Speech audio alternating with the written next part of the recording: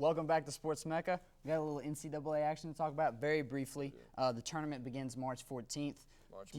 March Madness is crazy, man. It's crazy. Sir. Get your brackets filled out. Get it done over spring break because it's coming up soon. It's coming up soon. Yeah. You got any advice for anyone picking? A little bit. I mean, obviously you got the Kansas and you got your UKs and everybody like that. But a team I really think people need to watch out for is UCLA. Lonzo Ball is just proven to me to be a stud and going to be one of the top 5 lottery picks in this year's draft. I think he can just take away a game and take over completely and just dominate, and I think that's going to wind up playing a factor. Okay. Yeah, I mean, they were one of those teams that, like, they didn't start off the year. People didn't think they were going to be as great, but they've proved over time that they can play with the best of them. I like Kansas because Kansas has been a consistent. They've been good all year, every game. They just come in there and they play well. And, yeah, that's a really stereotypical pick to pick the best team in college basketball, but you've got to make that pick because in basketball it's all about consistency, and they have been the most consistent team, no doubt. You're right. Speaking of consistency, Golden State Warriors, my man. Oh, my goodness. Switching to NBA here. Golden State Warriors, 51-11 on the season right now. That's right. Bad news coming out, though. Kevin Durant with the grade 2 MCL sprain. How do you think this is going to affect them in the long run? Okay, look at me. Look me in the eyes. Okay? I'm looking at you. It will not. Okay. It will not affect them at all. Okay, we're talking about a team who went 72-10 last year without Kevin Durant. They do not need him. He's nice. He's great. You know, he does a lot of things for the team, but they obviously don't need him. You know, they blew the 3-1 lead. Let's not talk about that. They are still an amazing, great team with or without him, and they're my pick to win it all because they are so talented. Yeah, they're very talented. I think it might have a little bit of an effect here in the first week or two, but these guys have been together for the past couple of years, and the Splash Brothers are going to get back into their groove, and Steph's probably going to elevate his game a little bit more now that KD's not right there. We're going to see Green pick up the slack, is what we're going to do. Exactly, and I think it's going to affect him a little bit. He's out for roughly 6 weeks. Hopefully, by the time he's back, he doesn't have that much of an awkwardness getting back onto the court, and it's just kind of fluidity. Yeah, when you're as good as him, though, it doesn't take much. Yeah, I agree with you.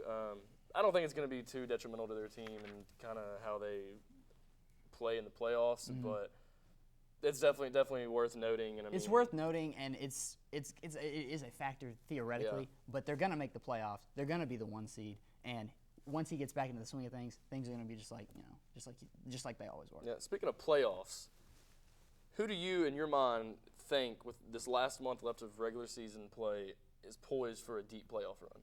Well, okay, the NBA is fun to watch, and there is more parity in it than there are other leagues out there. However, at the end of the day, the best teams in the NBA are the ones that end up playing in the championship. So I think that you're looking at Western Conference Finals, you're looking at Golden State and Houston. I like Houston over the Spurs. Not anything against the Spurs. Spurs are a great team. I just like Houston because they got James Harden, and James Harden's my boy.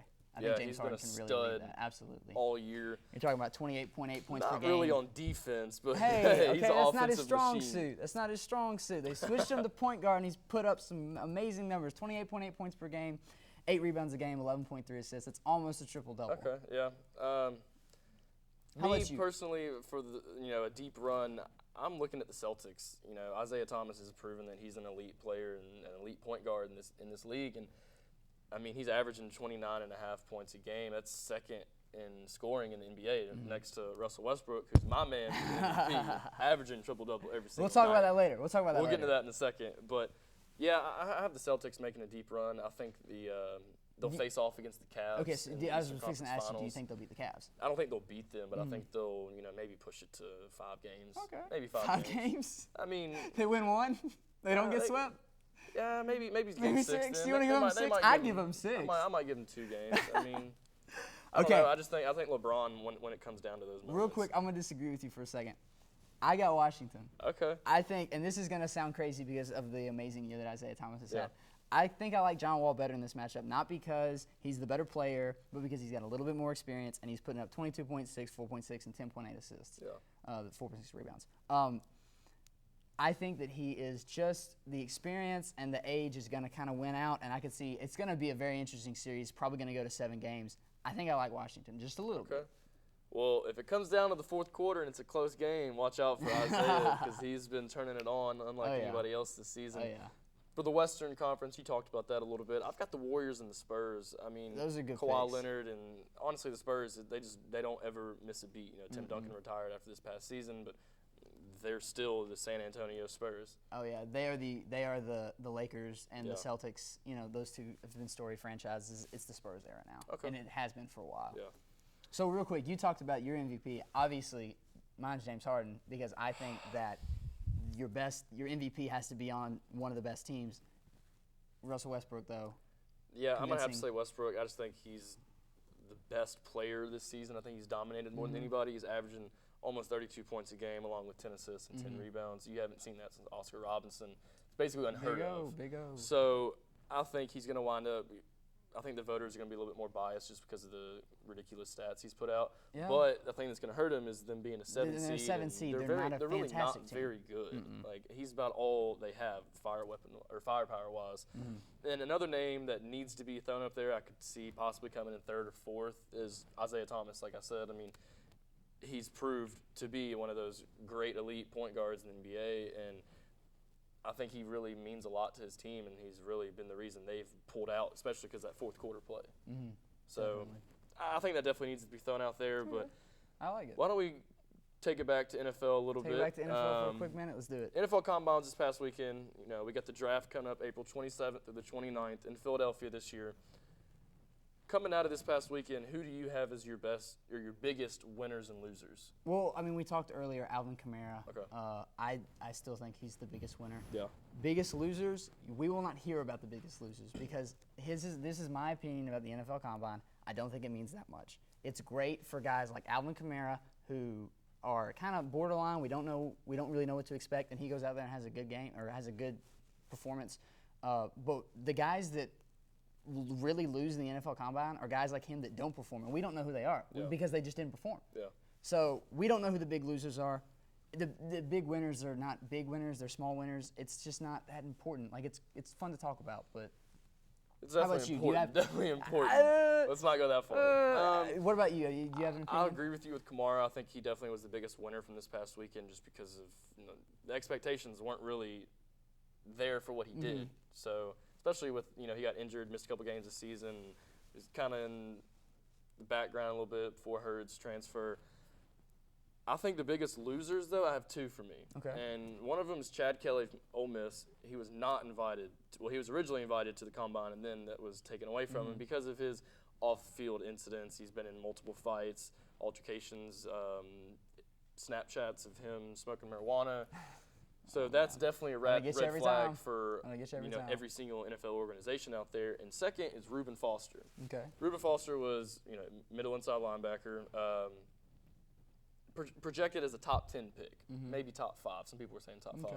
He actually got sent home this weekend on Saturday, maybe Saturday, for getting into a little scuffle with a hospital worker and about his pre-exams and everything. I guess the timetable was taking too long and just frustrated, and they wound up getting face-to-face and almost in like a little shouting match. They wound up sending him home. I think that's going to really affect his draft stock. And, instead of being in that, 10 range, maybe 12 range, he's probably going to wind up going to like 27, 28. Right. Which actually, you're losing quite a bit of money, but you're getting signed to a better team. So that, hit or miss or you never want to have off-the-field issues. Though. Yeah.